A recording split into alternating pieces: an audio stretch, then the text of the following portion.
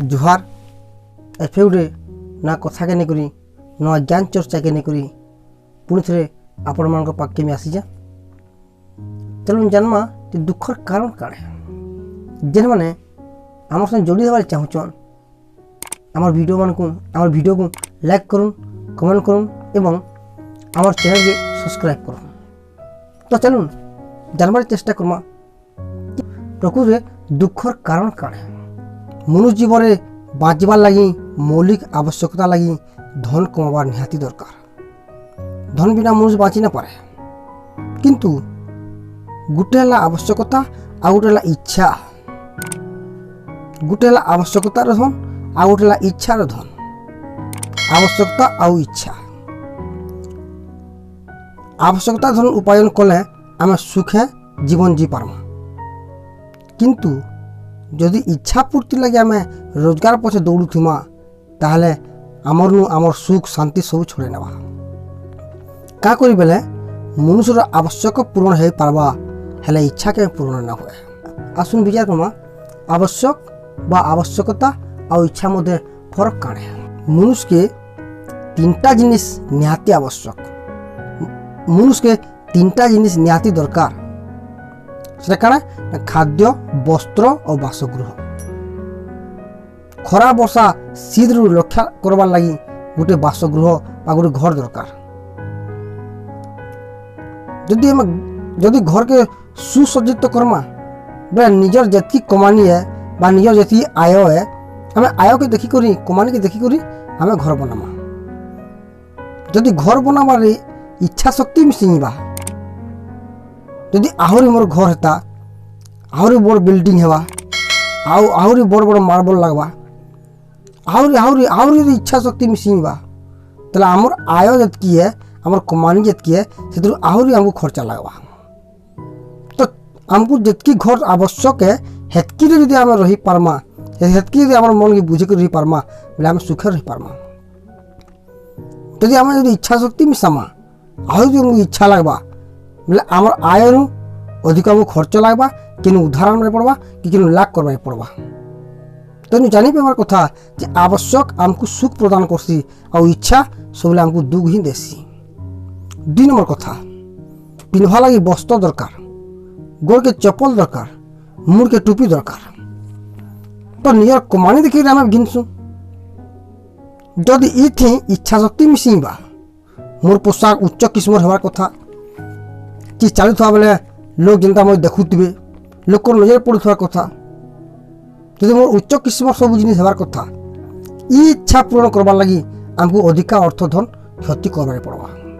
साधारण चप्पल बा साधारण पोशाक रे भी आवश्यक पूर्ण हो पार्बा जदि इच्छा शक्ति लगामा बोले ताहा अधिक खर्च आम करवार पड़वा। तो आम जानी पार कथा कि आवश्यक आमको सुख दे पार्बा इच्छा सब दुख ही देवा। 3 नंबर कथा जला खाद्य भोग मेटाबार लगी और सुस्थ रहबार लगी खाद्यर आवश्यकता अच्छे। सुषम खाद्य लगी बहुत धर आवश्यकता नहीं। किछि वर्ष आगरू गाँ मान के समस्त बाड़ी बगीचारे साग भेड़ी बैंगन अन्य पनीपरिया चाष होता। जिते बेले आम 3 श्रेणी रे पढ़ुलु सेते बेले आम छुट्टी पेला बेले के स्कूल फेरबार पर आम पेन दौलु सेते बेले निजर आवश्यकता अनुसार निजे पनीपरिया फसल करी से खाद्य प्रस्तुत होता। किंतु वर्तमान से जमी अच्छे चाष करबार लगी से लोग थिले भी आम पढ़र उपर निर्भरशील हो। जदि आम बजार के 500 टंका नहीं जीमा गोटे बैग रे भी पूरण हो ना पारे अधा बैग भी पनीपरिया ना 500 टंका जिन घिनिया तरह पनीपरिया रासायनिक सार और कीटनाशक औषधर प्रयोग फल खाई स्वास्थ्य हानि आमर घटुचे और औषध पत्र किणवारे अधिक व्यय कर चली अधिक खर्चा लगुच। जे समय आम टीवी देखबार अजथा कथा हेबार लोग संगे ताश खेलबार मोबाइल देखबार समय कटि जाउछे से समय किछि समय बाहर करी जदि आम बाड़ी बगीचा पनीपरिया यदि किछि जमे ध्यान देता ताहले आमर आवश्यक पूरण हो पारता। କୁହାଯାଏ ଯେପରି ଧନ ସେପରି ଅନ୍ନ, ଯେପରି ଅନ୍ନ ସେପରି ମନ, ଯେମିତି ଆହାର ସେମିତି ବିଚାର, ଯେମିତି ପାଣି ସେମିତି ପାଣି। ଆମେ ଯେନ୍ ଧନ ଉପାର୍ଜନ କରୁଛୁ ତାହା କେନ୍ ଧନ ବିଚାର করবার কথা। অসৎ উপায়ে ঘিনি আনবার খাদ্য খাইবার দ্বারা আমার মন প্রদূষিত অর্থাৎ কলুষিত হয়ে যাচ্ছে। শুদ্ধ ও পবিত্র খাদ্য দ্বারা মন শুদ্ধ ও তাহা ব্যক্তির ব্যক্তিত্বକୁ সকারাত্মক କରିଥାଏ। କୁହାଯାସି ଦୁଃଖେ ଅର୍ଜିତ ଯେତେ ଧନ ସେ ନୁହେଁ ସୁଖେ ପ୍ରୟୋଜନ। ଇ ମହତ୍ବାଣୀ ଦର୍ଶାଇଥିସି ଯେ ଯେଉଁ ଅର୍ଥ ଯେଉଁ ଟଙ୍କା ଯେନ୍ ପଇସା ଉପାର୍ଜନରେ ଆମେ ଦୁଃଖ ପାଉଥିସୁଁ ଅର୍ଥାତ୍ ଠିକ୍ ସମୟରେ ଖାଇବାଟା ଭୁଲି ଯାସୁଁ, ବିଶ୍ରାମ ନେନୁ, ବନ୍ଧୁ ବାନ୍ଧବ ତଥା ଘରର ସମସ୍ତଙ୍କ ସହିତ ମିଳାମିଶାର ସମୟକୁ ଆମେ ତ୍ୟାଗ କରିନେସୁଁ, ଧନ ପଛେ ଦିନରେ ଦୌଡ଼ୁଥିସୁଁ, ତ ସେ ଧନ ଆମକୁ ସୁଖ ପ୍ରଦାନ କରି ନପାରେ। ଦୁଃଖେ ଯେନ୍ ଦୁଃଖ ବି କରି ଆମେ ଅର୍ଥ ଉପାର୍ଜନ କରୁଛୁଁ ସେଟା କେବେ ସୁଖରେ ପ୍ରୟୋଜନ ହେଇ ନପାରେ। ଆବଶ୍ୟକ ଯଦି ଭଗବାନ କିଛି ଦେଇଛନ୍ ସେ ଆବଶ୍ୟକ ଆମର ଯଦି ଅଛେ ତାହେଲେ ଅଧିକ ଲୋଭ କରବାର ବି ଭଲ ନୁହେଁ। ସେ ଗୋଟେ ଦିନ ଯଦି ଗୋଟେ ମଜୁରିଆ ବା ଗୋଟେ ଭୂତିଆଟେ ସକାଳୁ ବେଲବୁଡ଼ା ଯାଏ ଅକାନ୍ତ ପରିଶ୍ରମ କରିକି ମୁଣ୍ଡ ଝାଡ଼ିକି ତୁଣ୍ଡା ମାରିକରି ଯାହାର ରୋଜଗାର କରୁଥିସି ସେ ଧନ ରୋଜଗାର ଆମକୁ ସନ୍ତୋଷ ଲାଭ କରୁଥିସି। ଯଦି ଜଣେ ଧନୀ ବ୍ୟକ୍ତି ଯାହା ପାଖରେ ଅନେକ ଧନ ଅଛେ, ଅନେକ ଟଙ୍କା ପଇସା ଅଛେ, ହେତ୍କି ଟଙ୍କା ଅଛେ ବି ତଥାପି ସକାଳ ନା ପହୁନୁ ଧନର ଚିନ୍ତା ରୋଜଗାରର ଚିନ୍ତା ତାକୁ ଯଦି ଲାଗି ରହିଛେ ଏବଂ ସକାଳୁ ନା ଖାଇ ନା ପିଇ ଧନ ଲାଗି ରହୁଛେ, ଏହା ତାର ଲୋଭର ବୃତ୍ତି ହେ, ତାର କାମନା ହେ, ତାର ଇଚ୍ଛା ଶକ୍ତି ଅଛି ଆହୁରି ବୋଲିକି ଏନ୍ତା ମନୁଷ ସବୁଦିନ ଧନ ବୋଲିକରି ଜୀବନ ସାରା ଅର୍ଜନ କରିଥିବା ଧନ ସୁଖ କେବେ ପାଇ ନପାରେ।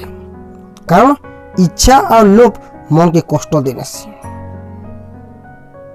ଧନ ଅର୍ଜନ ଧର୍ମ କରି ଧର୍ମେ ପ୍ରାପତ ନ ରହରି। ଯେନ୍ ମନୁଷ ଜୀବନ ସାରା ଆହୁରି କମାବାର ଚେଷ୍ଟା କରୁଥିସି, ଧନ ପଛେ ଖାଲି ଦିନରେ ଦୌଡ଼ୁଥିସି, ଘର ଦ୍ୱାର ବନ୍ଧୁ ବାନ୍ଧବ ସବୁ ଭୁଲି ଯାଇଥିସି, ସେନ୍ତା ଲୋକକେ ଧନ ତ କମାବା ହେଲେ ସେ ଧନ ତାକୁ କେତେବେଳେ ସୁଖ କେତେବେଳେ ପ୍ରଦାନ କରି ନପାରେ। କାରଣ ଇଚ୍ଛା ଆଉ ଲୋଭ ମନକେ କଷ୍ଟ ଦେଇନେସି, ସୁଖ ଶାନ୍ତିକେ ଛଡ଼େଇ ନେସି। କଥାରେ ଅଛି ଆବଶ୍ୟକ ବା ଦରକାର ଠାରୁ ଅଧିକ ଯଦି ଧନ ମିଳିଲା ତାକୁ ଆମେ ଭାଗ୍ୟ କହେସୁଁ। ଭଗବାନ ସବୁକିଛି ଦେଇଥିବେ, ଘରେ ସବୁକିଛି ଥିବା, ଯଦି ଆହୁରି ଧନ ଆଉ ଧନ ଯେ କହୁଥିବା ଆହୁରି ଟଙ୍କା ଯଦି କହୁଥିବା ତାକେ ଆମେ ଦୁର୍ଭାଗ୍ୟ କହେସୁଁ, ତାକେ ଦୁର୍ଭାଗ୍ୟ କୁହାଯାଏସି। ଆଉ ଯେ ଜୀବନରେ ଅଳ୍ପ ପାଇକରି ଯେ ଖୁସିରେ ଅଛେ ତାକୁ ଭାଗ୍ୟବାନ କୁହାଯାଏସି। ଇଚ୍ଛା ଆଉ ଲୋଭ ମନକେ କଷ୍ଟ ଦେଇନେସି, ସୁଖ ଶାନ୍ତିକେ ଛଡ଼େଇ ନେସି। କାମନା ଲୋଭ ଆଉ ଇଚ୍ଛା କେ କରି ଦୁଃଖ ଦେସି। ଆସୁନ୍ ଭାଗବତରେ ଗୋଟେ ସୁନ୍ଦର ପ୍ରସଙ୍ଗ ଅଛେ, ଅବଧୂତ ମହାରାଜଙ୍କର ପ୍ରସଙ୍ଗ। ଆସୁନ୍ ଆମେ ଜାଣିବାର ଚେଷ୍ଟା କର୍ମା। ତ ଅବଧୂତ ମହାରାଜ 24ଟା ଗୁରୁ କରିଥିଲେ। ପୃଥିବୀ ପବନ ଅନଲ ଆବର ଆକାଶ ମଣ୍ଡଳ, ରବି ଶଶାଙ୍କ ଆପୋ ସିନ୍ଧୁ, ଭ୍ରମର ସର୍ବପୁଷ୍ପ ବନ୍ଧୁ, କପୋତ ପକ୍ଷୀ ଗୁରୁ ମୋର, ପତଙ୍ଗ ସର୍ପ ଅଜଗର, ମୀନ ପିଙ୍ଗଳା ବେଶ୍ୟା ନାରୀ, କୁରର କୁମର କୁମାରୀ, ହରିଣ ଅନ୍ନ ନାଭ କରି, ସର କାରକ ମଧୁହାରୀ, ଆବର କୀଟ ପେଚସ୍କାରୀ, ମୁଁ ଏତେ ଗୁରୁ ଅଛି କରି, 24 ଗୁରୁ ମୋର ଏତେ, ଶୁଣ ହେ ରାଜା ଏକ ଚିତ୍ତେ। 11 ସ୍କନ୍ଧ 8ମ ଅଧ୍ୟାୟ ଲେଖା ହେଇଛେ। ଅବଧୂତ ମହାରାଜ 24ଟା ଗୁରୁ କରିଥିଲେ। ସେଥିମଧ୍ୟରୁ କୁରର ବେଲେ ଗୋଟେ ଚିଲ ପକ୍ଷୀ, ଯେଟାକି ଆମେ ମାଛରଙ୍କା ପକ୍ଷୀ ଯେନ୍ଟାକି ଝୁରି ଖେସି, ସେ ପକ୍ଷୀ ଆମେ କହେସୁଁ ଚିଲ ପକ୍ଷୀ। ଚିଲ କାଣା କରିଛେ, ଯେତେବେଳେ ଅବଧୂତ ମହାରାଜ ପୋଖରୀ ନିକେ ସକାଳେ ପୋଖରୀ ନିକେ ସ୍ନାନ ଲାଗି ଯାଇଛନ୍, ଗାଧବାର୍ ଲାଗି ଯାଇଛନ୍, ଇ ସମୟ ଅବଧୂତ ମହାରାଜ ଦେଖିଲେ ଯେ ଗୋଟେ ଚିଲ ପକ୍ଷୀ କାଣା କରିଛେ, ଗୋଟେ ଝୁରିକି ନେଇକରି ସେ ଅତି ଆନନ୍ଦରେ ଖାଉଛି, ଫେର୍ ଉଡ଼ି ଯାଉଛେ, ଫେର୍ ଆସିକରି ଫେର୍ ସେ ଝୁରି ବେଟିକରି ଫେର୍ ଖେନୁଛେ, ସେ ଖେସାର ପରେ ଫେର୍ ଆସୁଛେ, ଆଉ ଅନେକ ଇଚ୍ଛା କରୁଛେ, ଆଉ ଖାଇମି ଆହୁରି ଖାଇମି ବୋଲି ସେ ଝୁରି ମାନଙ୍କୁ ନେଇତେ ଯାଉଛି। ତ ଏଇ ସମୟ ଚିଲ ପକ୍ଷୀ କାଣା କଲା, ଗୋଟେ ବଡ଼ ଝୁରିକେ ଧରିକରି ଉଡ଼ିକରି ଚାଲିଗଲା।